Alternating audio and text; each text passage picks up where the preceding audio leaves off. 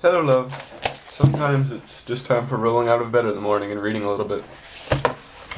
So, for tonight, we're going to do a little Archie and Mehitabel because we finished pretty much all of the Winnie the Pooh, which is really quite something.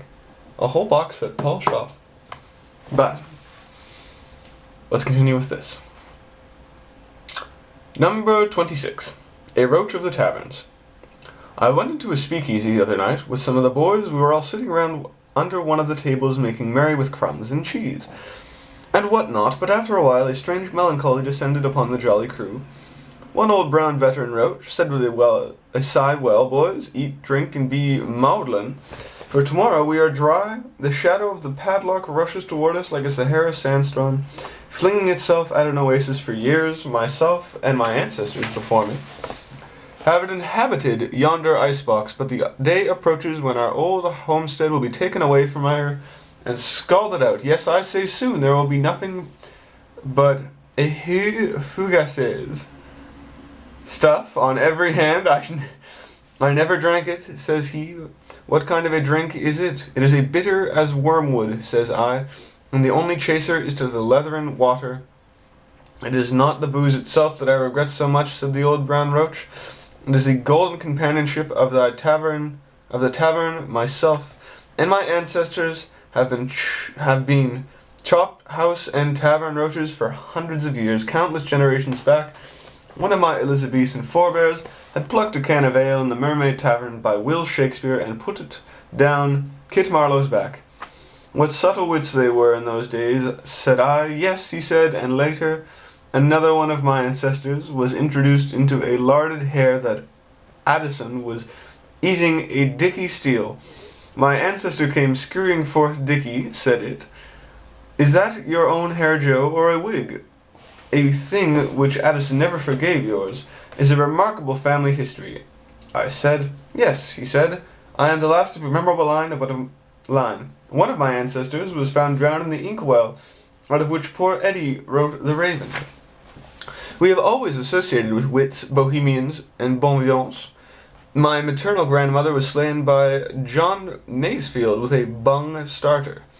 Well, well, it is sad, I said, the glad days pass. Yes, he says, soon we will all be as dry as the Egyptian scarab that lies in the sarcophagus, beside the mummy of Ramses, and he hasn't had a drink for 4,000 years. It is sad for you, he continued, but think how much sadder it is for me. With a family tradition such as mine, only one of my ancestors cheese.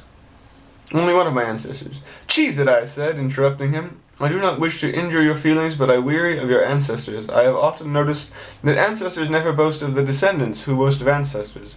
I would rather start a family than finish one. Blood will tell, but often it tells too much. Archie. Number 27. The Forward Ladybug. Boss, it is not awful the way some female creatures mistake ordinary politeness for sudden adoration. I met a katydid in the beef stew in Ann Street the other evening. Her foot slipped and she was about to sink forever when I pushed her a toothpick pushed her a toothpick. Since I rescued her, the poor silly thing follows me about all day and night. I always felt my fate would be a poet, she says. To me, how lovely. To be rescued by one, I am musical myself. My nature is so sensitive to it, so much so that for months I dwelt in a grand piano in Carnegie Hall. I hope you don't think I am bold. No, I said, you seem timid to me. You seem to lack courage entirely. The way you dog my footsteps, one would think you were afraid to be alone. I do not wish anyone any ill luck, but if the shrinking thing got caught in a high wind and was blown out to open sea, I hope she would be saved by a ship outward bound for Madagascar. Archie. Ooh. Number 28. Pete the Parrot and Shakespeare. I got acquainted with a parrot named Pete recently, who is an interesting bird. Pete says he used to belong to the fellow that ran the Mermaid Tavern in London. Then I said, you must have known Shakespeare. Know him, said Pete. Poor mutt, I knew him well. He called me Pete, and I called him Bill. But why do you say poor mutt? Well, said Pete, Bill was a disappointed man, and was always boring his friends about what he might have done, if only he had a fair break. 2 or 3 pints of sack and sherries, and the tears would trickle down to his beard, and his beard would get all soppy and wilt his collar. I remember one night when Bill and Ben Johnson and Frankie Beaumont were sopping it up. "Here I am," Ben says to Bill, "nothing but a lousy playwright, and with anything like luck in the breaks I might have been a fairly decent sonnet writer.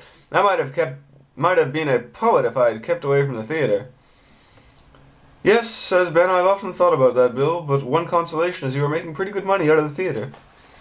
"Money, money," says Bill, "what the hell is money? What I want to be is a poet, not a businessman. Those damn cheap shows I turn out keep the theatre running break my heart. Slapstick comedies and blood and thunder tragedies and melodramas. Say, I wonder if that boy heard you order another bottle, Frankie. The only compensation I get is a chance now and then to stick in a little poetry when nobody is looking. But hell's bells, that isn't what I want to do. I want to write sonnets and songs and spin Syrian stanzas. I might have done it too if I hadn't got into this frightful show game. Business, business, business. Grind, grind, grind. What a life for a man, that I might have been a poet." "Well," says Frankie Beaumont, "why don't you cut it, Bill?" "I can't," says Bill. "I need the money. I've got a family to support down in the country." "Well," says Frankie, "anyhow, you write pretty good plays, Bill. Any mutt can write plays for this London public." Says Bill, "If he puts enough murder in them, what they want is kings talking like kings, and never had sense enough to talk like stabbings and strangelings and a fat man making love and clowns basting each other with clubs and cheap puns and off-color allusions to all the smut of the day. Oh, I know what the lowbrows want, and I give it to them." "Well," says Johnson, "don't blubber in the drink. Brace up like a man and quit that rotten business." I can't," says Bill. "I've been in it too long. I've got to a place now where I can't write anything but this cheap stuff. I'm ashamed to look an honest young sonneteer in the face. I live a hell of a life, I do." The manager of my hands some moldy old manuscript and says, "Bill, here's a plot for you. This is the 3rd of the month. By the 10th, I wasn't a good script out of that. That was on can rehearsals on starting. I got out of hand. Not too big a cast, and not too much of your damn poetry either. You know your old familiar line in hokum. They eat up that Falstaff stuff of yours. Ring him in again and give him the good ghost or two. And remember, we gotta have something Dick Burbage can get his teeth into. And be sure to stick in a speech somewhere. The Queen will take for a personal compliment. And if you get a line or two somewhere about the honest English yeoman, it's always good stuff. And it's a pretty good stunt, Bill, to have the heavy villain a Moor or Dago or a Jew or something like that. And I say, I want another comic Welshman in this. But I don't need to tell you, Bill. You know this game and some of your ordinary hokum. And maybe you could kill a little kid or two or a prince or something like that.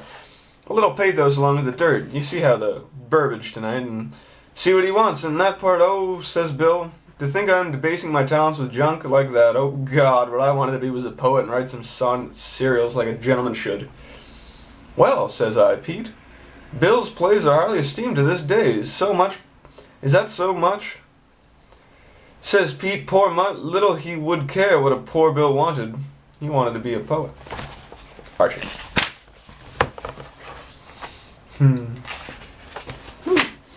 Archie confesses. Chorus, jocosity, catches the crowd. Shakespeare and I often low-bowed.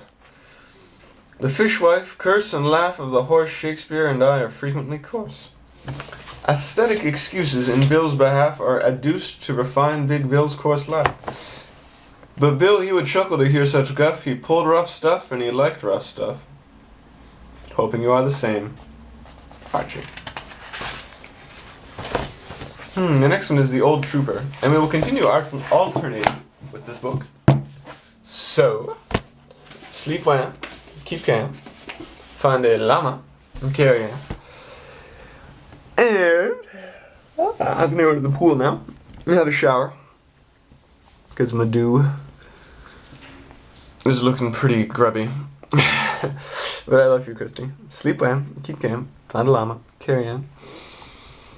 And I will talk to you very soon. 25 days. I love you, Christy. Good night.